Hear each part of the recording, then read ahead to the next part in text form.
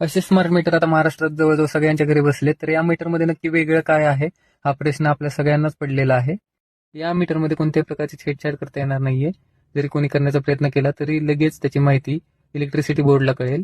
दुसरी गोष्ट म्हणजे इलेक्ट्रिसिटी बोर्डला तुमच्या वीज वापराबाबतच्या रिअल टाइम हालचाली समजतील. म्हणजे तुम्ही आता सध्या किती लाईट वापरत आहात किंवा तासापूर्वी किती वापरली, ते सगळे लगेच इलेक्ट्रिसिटी बोर्डला समजेल. एखाद्या घरामध्ये जर अचानक विशिष्ट वेळी जर वीज वापर कमी होत असेल तर त्या ठिकाणी काहीतरी चुकीचे घडत आहे किंवा वीज चोरी केली जात आहे असे त्यांना समजू शकते. महाराष्ट्रात हे मीटर शक्यतो पोस्टपेड असणार आहेत. जर तुम्ही वीज बिल भरलेले नसेल तर तुमचं कनेक्शन कट करण्यासाठी कर्मचाऱ्यांना तुमच्या घरापर्यंत येण्याची गरज नाहीये. ते तिथूनच तुमचं कनेक्शन चालू किंवा बंद करू शकतात.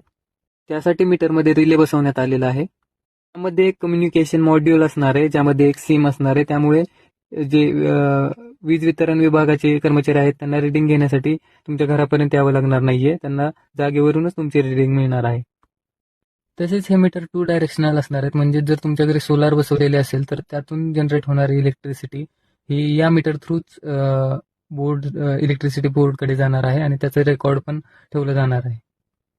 तुमच्याकडे किती वीज जनरेट झाली आणि तुम्ही किती वीज वापरली यांची वजाबाकी करून तुमचं बिल बनवण्याची क्षमता या मीटरमध्ये असणार आहे. माहिती आवडली असल्यास हा व्हिडिओ लाईक, शेअर आणि चॅनलला सबस्क्राईब करण्यासाठी विसरू नका.